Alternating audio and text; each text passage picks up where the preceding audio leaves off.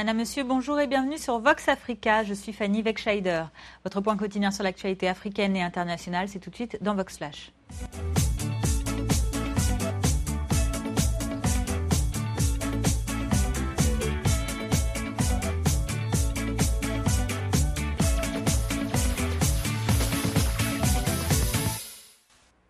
Ouvrons notre flash information de ce vendredi 24 juillet au Cameroun, qui, vous le savez, vient à nouveau d'être victime d'attaques terroristes.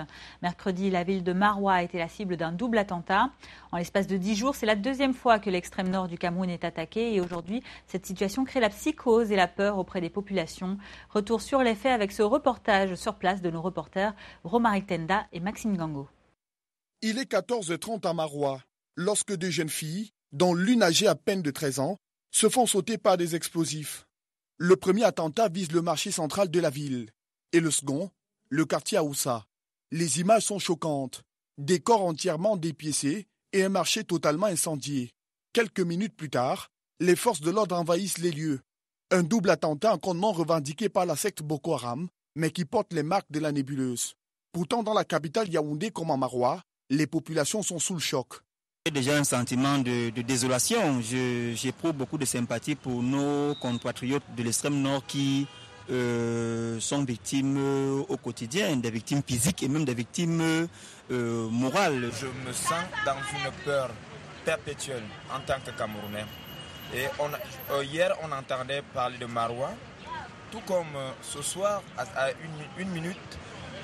À partir d'ici, on peut entendre parler d'un Konsamba, de Bertois, de tout le Cameroun. Donc, personnellement, moi, je suis en peur. Quelques minutes après ce double attentat, dans un communiqué, la présidence de la République donne un bilan faisant état de 13 morts, parmi lesquels les 2 terroristes, et 32 blessés. Il y a quelques semaines, le marché N'Djamena avait été frappé par un attentat de Boko Haram avant la ville de Fotokol la semaine dernière. Dans les marchés, c'est aussi la panique, comme ici au marché Mokolo, l'un des plus grands de la ville de Yaoundé. Ce qui se passe actuellement là, à Maroua, ça nous fait d'abord peur. 1, nos activités ne fonctionnent plus normalement. De 2, franchement, le taux de l'économie camerounaise baisse et en plus, ça fait en sorte que tout le monde est dans les problèmes. Le marché Mokolo, c'est un marché où il y a tellement de monde. Et un marché où il y a beaucoup de personnes qui affluent sur le marché. Et maintenant, c'est pendant les vacances. Il y a trop d'enfants dans le marché maintenant. On a maintenant peur que, bon, si hier c'était le Nord, si demain c'est à Yaoundé, qu'est-ce qu'on va devenir? Qu'est-ce qu'on pourra faire? D'après le professeur Vincent Tounda Ebodé, spécialiste en géopolitique, en défense et sécurité, l'alerte serait désormais au rouge pour le Cameroun tout entier. Et seules les mesures de dissuasion serviront à venir à bout de ce nouveau mode d'attaque terroriste. Nous sommes passés d'une phase de confrontation purement militaire, si vous voulez davantage militaire, à une confrontation de type sécurité intérieure, où les unités de police, de gendarmerie, de douane sont davantage sollicitées parce que maintenant il va falloir fouiller les hommes, les bagages, suivre les communications et d'autres initiatives de cette nature pour densifier le renseignement prévisionnel et faire donc en sorte qu'on anticipe sur des cas possibles d'attentats au lieu de les subir. Depuis hier, les agents de sécurité nationale se regroupent en patrouille. Parmi les premières mesures prises, on note l'interdiction du port du voile intégral dans la plupart des villes du Cameroun. Et dans le Nigeria voisin, les autorités tentent tant bien que mal d'éradiquer le groupe islamiste armé Boko Haram, qui sévit depuis 2009. Après que le président nigérian a averti les États-Unis lors de sa visite à Washington que leur politique militaire n'aide pas le Nigeria à combattre les insurgés, eh bien le nouveau dirigeant s'est aussi dit prêt à négocier avec Boko Haram afin d'obtenir notamment la libération des jeunes filles enlevées à Chibok en avril 2014. Un dialogue pour ramener la paix, commenté par cet ancien soldat et analyste de la sécurité nigérien. Je base mon soutien à la négociation sur le fait que c'est l'un des mécanismes prévus par la Charte des Nations Unies pour la résolution des conflits. Dialoguer, négocier avant de déployer des troupes aussi bien pour imposer la paix que pour maintenir la paix. Une négociation, ce n'est pas du 50-50. Cela dépend des équipes choisies pour représenter le gouvernement et les insurgés. Cela dépend de ce que chacun mettra sur la table, donc demander discuter, c'est comme échanger. Les Américains ont été les premiers à combattre l'insurrection dans certaines régions du monde, donc nous pouvons bénéficier de cela. Une autre chose, c'est qu'ils ont du matériel sophistiqué qui, s'il nous est rendu accessible, pourra augmenter et améliorer notre manière de négocier avec l'insurrection sur notre propre territoire. Mais nous devons améliorer notre intelligence locale, celle des zones où les opérations sont menées. Et nous devons nous assurer que nous allons construire ce que l'on appelle gagner le cœur et les esprits des locaux, car leur effort et leur contribution nous donneront un très grand avantage dans notre combat contre les insurgés. À l'est du continent, le Kenya, cet autre pays victime des assauts récurrents d'islamistes armés, les Shebabs. La lutte contre ces insurgés affiliés à Al-Qaïda sera l'un des thèmes qui sera évoqué lors de la rencontre tant attendue ce vendredi entre le président américain Barack Obama et son homologue kényan. Le président des États-Unis, qui vient, vous le voyez, de quitter son pays à minuit 28 GMT, effectue là sa première visite dans le pays natal de son père depuis qu'il est président. Monsieur Obama arrivera ce soir pour une visite sous haute sécurité dans le cadre d'un sommet international sur l'entrepreneuriat. Au programme, des questions économiques, des questions sécuritaires, ainsi que de respect des droits de l'homme. En tout cas, pour la venue du chef d'État américain, une partie de la capitale Nairobi sera complètement verrouillée. L'espace aérien sera aussi fermé au moment de son arrivée au Kenya et à son départ pour l'Éthiopie et le siège de l'Union africaine dimanche soir. Et je vous propose d'écouter l'ambassadeur des États-Unis au Kenya, pour qui la visite du président américain sera un réel moment historique pour les deux pays. Barack Obama, qui est le premier président américain en fonction à se rendre au Kenya.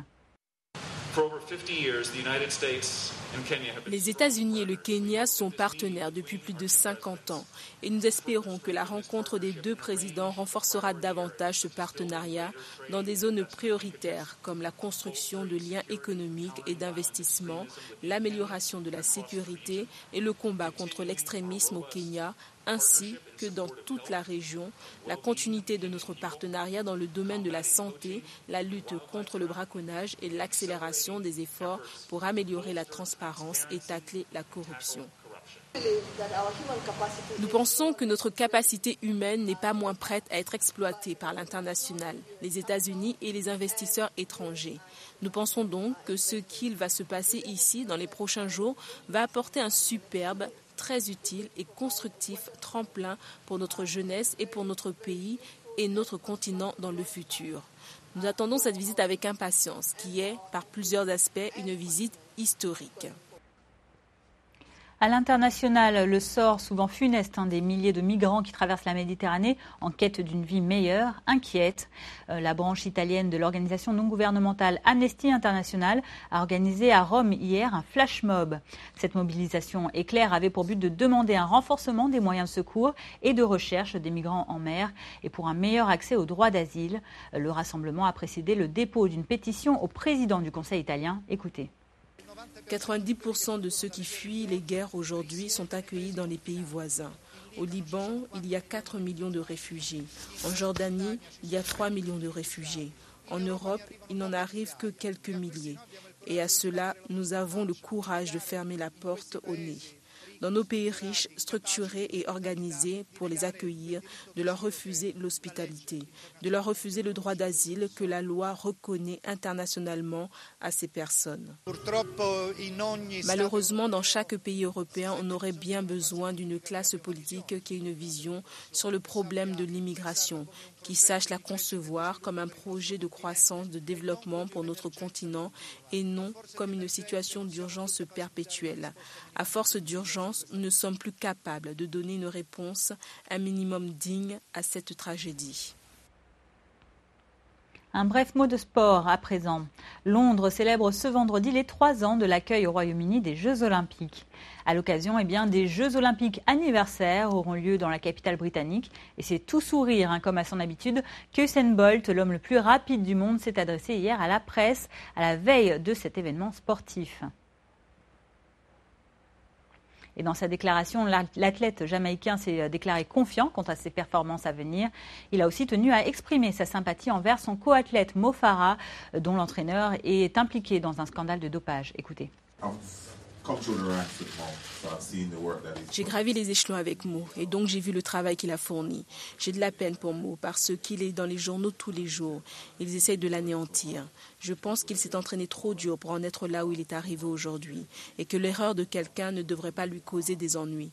J'espère juste qu'il ne prend pas tout cela trop au sérieux et que cela ne le stresse pas. Le sport reste le sport. Les gens aiment parfois montrer du doigt, mais avec un peu de chance, il ne prendra pas tout cela au sérieux.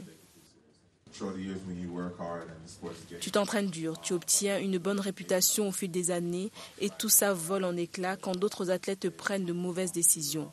Ça me contrarie beaucoup parce que tout le monde commence à pointer du doigt, spéculer et ça n'est en aucun cas dans l'intérêt du sport. Donc de temps en temps, je me sens frustrée et en colère.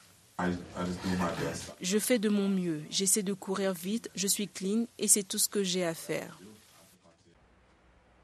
En bref, nous venons de l'apprendre, un homme a ouvert le feu hier jeudi dans un cinéma de Louisiane, au sud des États-Unis. La fusillade a eu lieu dans le cinéma Grand 16 de la ville de Lafayette pendant la projection de la comédie Crazy Amy ou Trainwreck en version originale. Tout ce que nous savons pour le moment, c'est que la fusillade a fait 3 morts, dont le tireur qui s'est suicidé, ainsi que 7 blessés. Retour en Afrique pour terminer ce flash information. En Afrique du Sud, qu'ils soient eurodescendants, métis ou afro-descendants, beaucoup d'enfants rêvent de devenir des joueurs des Springboks, l'équipe nationale de rugby. Mais malgré un nouveau système de quotas, eh bien, le rêve sera plus difficile à réaliser pour les jeunes afro-descendants issus des townships. Reportage. En Afrique du Sud, le rugby reste un sport de riches blancs. Mais dans le township de Kayelicha, une école a ouvert pour familiariser des enfants défavorisés au ballon ovale. Et même s'ils n'ont pas de crampons, certains se voient déjà porter les couleurs des Springboks, l'équipe nationale. Quand je me sens faible, je pense à mon rêve. Je veux être un Springbok. Et pour y arriver, je dois beaucoup m'entraîner, donc je m'entraîne dur. Mais dans l'une des sociétés les plus inégalitaires au monde, les efforts et la discipline ne suffisent pas toujours. Si vous regardez tout ce qui fait un joueur de rugby professionnel, il y a 1 million de choses différentes qui doivent se passer avant d'arriver au niveau des Springboks. En participant au tournoi, nous avons remarqué que nos gamins sont désavantagés dès l'âge de 10 ans, en termes de nutrition, de mise en condition, etc. C'est une question de société. Ces enfants ne mangent pas assez. Donc comment faire émerger des Springboks de cet environnement-là? C'est une question à laquelle il faut répondre non pas au niveau professionnel, mais à la base, quand ils sont tout jeunes. L'écrasante majorité des joueurs professionnels sud-africains sont blancs, un héritage du passé. Mais l'année dernière, la Fédération de rugby sud-africain s'est fixé un objectif. D'ici 2019, 50% des joueurs de l'équipe nationale devront être noirs ou métis. Moralement, c'est la chose à faire étant donné les grandes injustices du passé. Et stratégiquement aussi, parce que la réalité, c'est que 84% des moins de 18 ans de ce pays sont noirs. Et seulement 16% sont blancs, indiens ou métis. De l'autre côté de la ville du Cap, l'Institut de rugby de la Western Province forme les futures stars du rugby avec des équipements dernier cri. Certains observateurs critiques prédisent une baisse de qualité du jeu avec le nouveau système des quotas, mais ici les jeunes et les entraîneurs ne sont pas d'accord. Nous avons de grands exemples de joueurs qui venaient des quartiers défavorisés et qui ont fait leurs preuves. Je pense à Sia Kolisi qui a joué un grand rôle dans l'équipe des Stormers au Cap. Et c'est formidable d'imaginer ce qui pourrait se passer si on met en place les structures pour découvrir des talents dans les endroits comme celui d'où il vient, parce qu'il y a vraiment un énorme potentiel. 21 ans après la fin de l'apartheid, de plus en plus de joueurs non blancs parviennent au niveau professionnel. Mais si l'équipe nationale veut vraiment devenir représentative de la nation arc-en-ciel, il va falloir plus de terrain et d'investissement dans les townships. Voilà, c'est la fin de ce Vox Flash du vendredi 24 juillet. Merci à vous de l'avoir suivi. Rendez-vous lundi pour votre prochain point quotidien sur l'actualité. En attendant, je vous souhaite de passer un excellent week-end. À lundi.